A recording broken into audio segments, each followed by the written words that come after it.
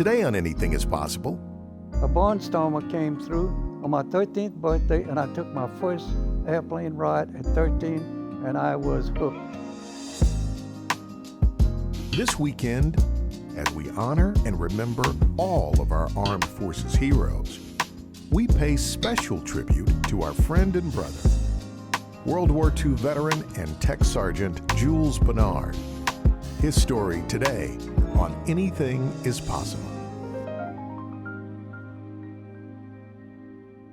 Welcome to Anything is Possible. Today, a very special story, a guy that I really love and admire. This is Tech Sergeant Jules Bernard. He served in World War II, and he's with us as a story of possibility today. Thank you for being here, my friend. I enjoy being here, Halloran. Your radio show cheers me up every day. In what year were you born? 1921, December of 1921, in South Louisiana, in a town called Thibodaux. What was it like growing up in Thibodaux? Let's see, we didn't live in town. We lived out. My father was an overseer on sugarcane plantations, and we were always, the owner of the plantation always lived up front on the bayou, and about a quarter of a mile back in the middle of the field, the overseer, the stable master, and the tractor driver and the blacksmith lived there. And right at the back of our houses started about the 40 cabins, the original slave cabins, where the workers for the sugarcane fields lived. So I grew up and I found my playmates in the slave quarters. And back then, the biggest sports figures was Jack Dempsey, the world champion boxer, and Babe Ruth, the baseball player. And so I played with them. And I found out that there was a Hank Aaron and a Muhammad Ali coming down the pike quite early. Now, let me ask you this. So you are in Louisiana in the 20s. Yes. And the South is deeply divided and segregated. Little louder. The South was deeply divided and segregated. Oh, yes, yes. But you had black friends back then. Yes, yes. How'd that happen? A sweet potato pie. I had been, I had to sneak off to go to the quarters. That was forbidden. My society, my church, my Bible, everyone told me that Jim Crow was ordained by the Lord.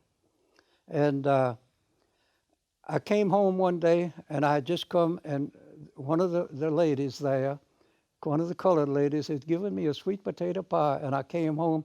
Now, my mother was raised in southern Mississippi, and she was right in line with Jim Crow. That was ordained by God. And I told her, Miss Williams gave me the best sweet potato pie I ever tasted. And she said, who? I said, Miss Williams. She said, who? I said, the colored lady lives in that first house. She said, that's Louisa, that's not Miss Williams. I said, yes, she's married to Mr. Williams. They're not really married. I said, she told me they were married in their little Baptist chapel down by the railroad. And I could see steam was coming out of Mama's ears, so I shut up. And I realized then that I guess the Lord gave me a message. Jim Crow was wrong. There wasn't anything I'd do about it. But in my heart, I knew they were just like me. How did that change you? I was always out of step. Nobody else I knew talked about it. They just went down the line. Now, one thing, my grandfather was a young lad in the Civil War. And Grierson's Raiders, they were shown in this movie, Horse Soldiers, with John Wayne. They came down the Illinois Central Railroad, tearing up the railroad. When they got to Macomb, Mississippi, they headed through the piney woods, through Woodville to Baton Rouge. And he was about 10 or 12 years old, red-headed, just like my grandson. He hung around, the rebels all ran out of town when he approached. He hung around them, and Colonel Grierson gave him an old mule, and he nursed it back to health. And after Colonel Grierson left, the rebels came back in, and they confiscated his mule. See, the mule was your pickup truck of the Civil War. And they didn't give him his mule back after the war, so he taught me to hate the South. Oh, I forgot to bring it. I got something I'm going to send you in connection with that. But he taught me to be a Union sympathizer. And all my life, I was the only Union sympathizer. I do not fly the Confederate flag. Well, I do. I have a Confederate flag I fly. It's a white rectangle, and it's got written on the bottom, "We lost, get over it." Wow. Why don't we take a break, and when we come back, I want to talk about growing up. Yes, okay. And where you went to school. Yes. And how you became a soldier. We'll get to that in just a moment. Fine. My guest is Jules Bernard. You're watching Anything is Possible. Possibility powered by Pilot Flying J, Covenant Health, Home Federal, and the Knoxville News Sentinel. Coming up. A barnstormer came through on my 13th birthday, and I took my first airplane ride at 13, and I was hooked. This is World War II veteran Jules Bernard, tech sergeant. He went up a private and came down a tech sergeant. I'll tell you about that in a moment. Thank you for being with me, my friend. It's a pleasure. Now, growing up, where'd you go to school? And talk to me. I went to an elementary school at Shreveport, Louisiana, and we moved near the school when I was 6 years old. My father had been raising cotton, but the boll weevils wiped him out. He went bankrupt in about 1926. And then he started working as a plantation overseer. He decided what to plant. He gave out the work orders to the workers. He was the only overseer who never carried a pistol. He respected his workers, and they loved him. When he would move to a new plantation, they all wanted to go with Mr. Wallace. When you have a father who is your hero, to show you what he had to face, when he was 15, his father was riding on the railroad track on his horse. Lightning killed him.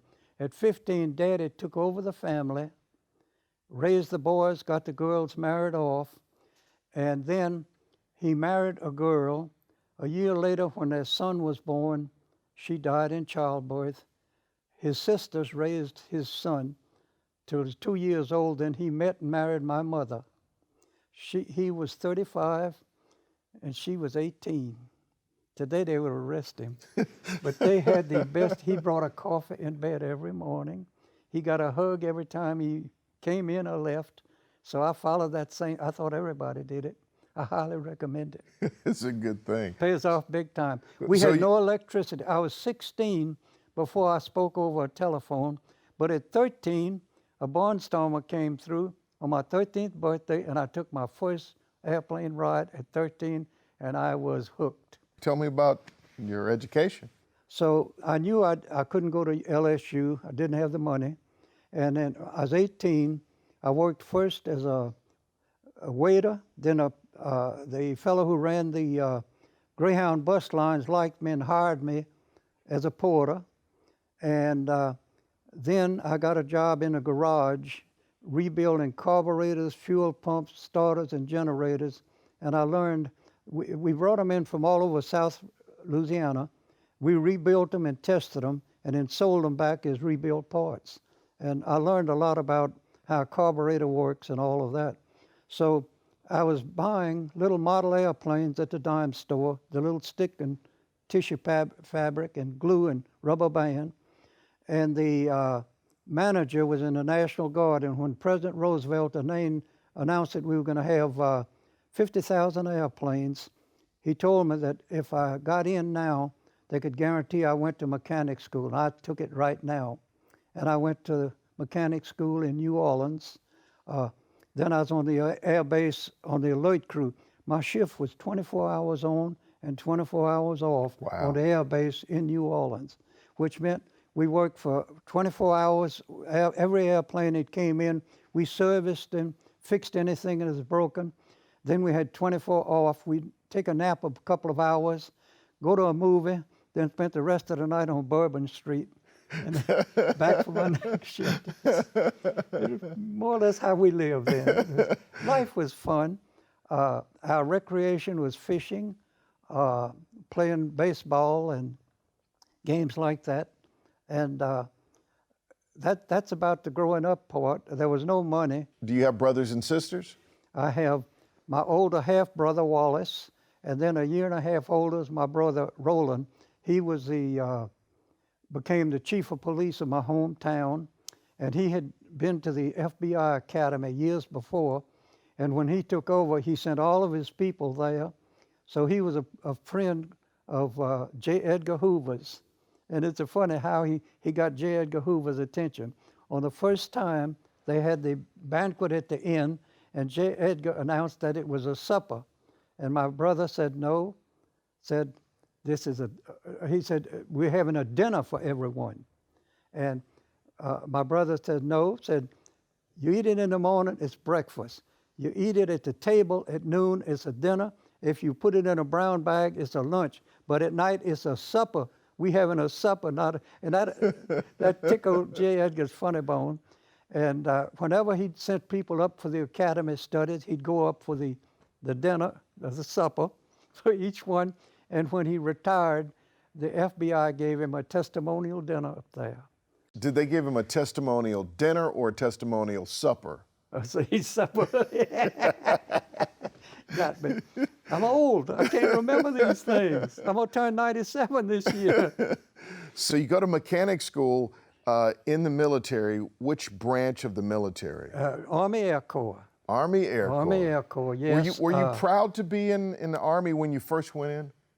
Yes. Oh, I enjoyed it. I was fortunate, and when I got in, we started to learn to march, and the first, about a couple of weeks into it, I was just learning my left foot and my right foot, and they asked for volunteers that worked in a garage. So all the fellas say never volunteer, but I volunteered. They took us to the hangar, and there were two 1932 bombers that had landed with their wheels up. They said, take them apart for parts. And I learned how, I never learned to march, and I never learned the manual of arms, but I did learn how to take an airplane apart, how it was put. That showed almost as a disaster. When General Jimmy Doolittle took over the North African Air Force, I was picked for his honor guard, and there I was in the front rank, this far away from General Doolittle, just back from Tokyo, and I didn't know how to do the present arms. I never heard it. And if you saw the movies of it, I didn't, but if they did, there's one guy that's looking out the side of his eye about a half a second later, and after it was over, my first sergeant said, where in the devil did you ever learn the manual of arms? I said, I never learned it. So I never picked for an honor guard again. But Jimmy Doolittle has always been my hang. But anyway, my three brothers. My older brother had a child. He worked for Greyhound bus lines all of his life. But Bowley, he did 25 missions out of England while I was in the desert. And Bob served as a Marine on Guam. And Red, the youngest one, served on a destroyer out of California. So all of you served in World War II? Yes, all of my sons of my mother. My half-brother, as I say, he was exempt. Wow. But it made a man out of me. It taught me discipline. And the nicest thing about it, I did have a few good teachers. I had one who inspired me to read. And I would check out a book and walk 3 miles to my home every afternoon. I had the book half read by the time I got home.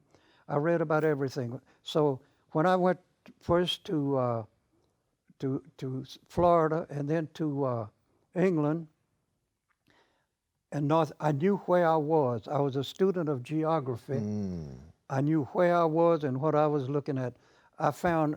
I was addicted to Roman roads. In England, I found a little guidebook. There was a Roman road near our place that went through people's yards, and I hunted them up. My friend and we walked Roman roads there. I walked them in North Africa, islands in the Mediterranean. When I got to Rome, I did the Appian Way in every direction, and I enjoyed everywhere I knew where I was. In North Africa, I visited this town that used to be the GI Bill for Caesar Augustus soldiers that's now abandoned in the desert. It's all dry desert. We're going to take a break, and when we come back, I want to ask you this. I want to ask you about World War II, but I want to ask you how you can say, I'm at war, but I'm enjoying my life. What's this thing with you and joy? All right? We'll talk about it when we come back.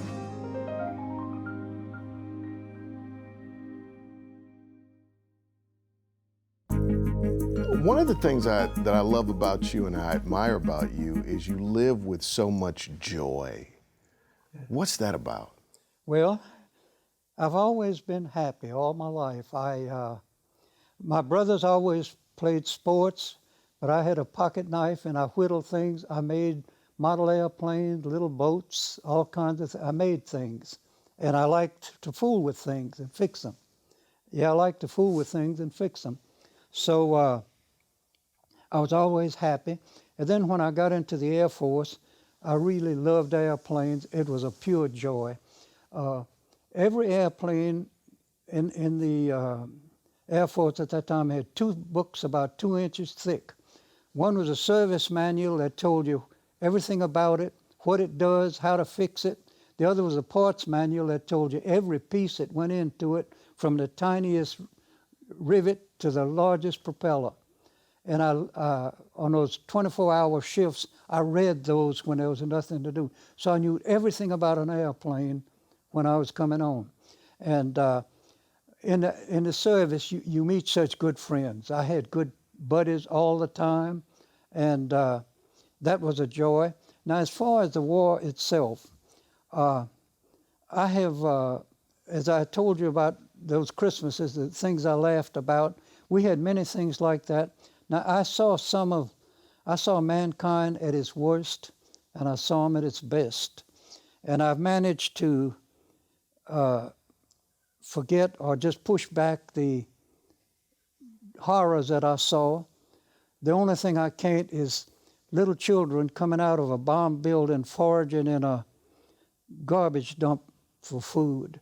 That's always stuck with me, and to me, that's a true meaning of war. That's the people that pay the price, the little ones, and we just got to quit. And well, anyway. When you say we've got to quit, what do you mean? Bombing buildings that children live in. You have to do it though, but people just think about that before they go to war, but they don't. And as I say, that every time I see little starving children somewhere, that comes back to me. But the other part, I saw dead bodies and saw burnt things, and as I say, that I can get just Josh, and I keep the happy days. I remember I saw No, let's stop there for just a second. You said something really profound. You said, I keep the happy days. Yes. Explain that to me. I keep the happy parts of all my buddies, and I don't dwell on the sad things. And I was fortunate. I met a girl at LSU, and she was just like me. We made each other laugh. And we had 66 happy years, and kept joy. Something I never thanked you for. 5 years ago, she had a stroke, had lost her short-term memory for 7 months, and she couldn't remember whether she had breakfast, but she could remember the dinosaur dig, all the things we did years ago. And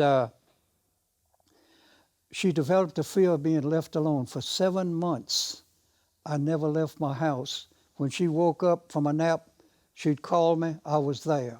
My son got everything for me, and it was a joy. And one day, I was having a handicapped bathtub shower put in for her. The man came to work on it.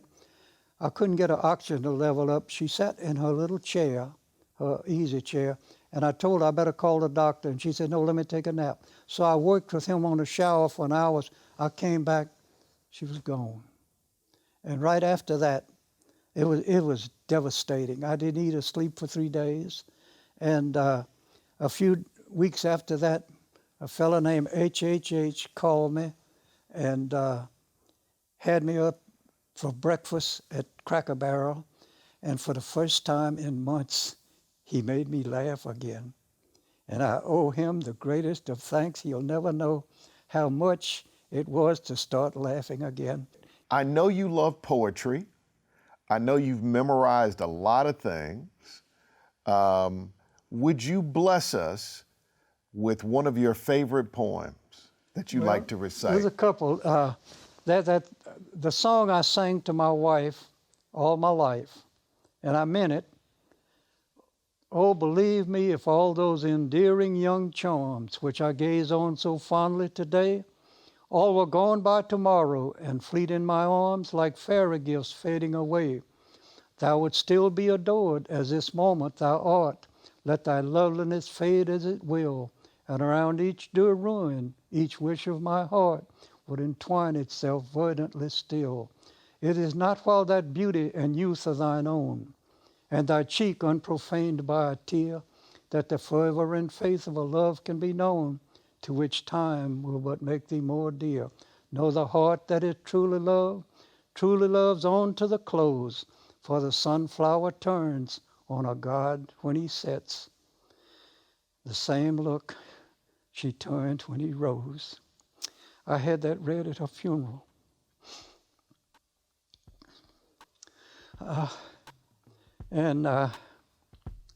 Then, as I told him when I came in this morning, they say I am feeble with age, my steps are not sprightly as thin. My face is a well-written page, but time alone was the pen. You know, the encyclopedia still uses my baby picture to illustrate the word ugly. I love you, my friend. Thank you for being with me today. Yes, And this is Jules Bernard. We'll see you next time on Anything is Possible.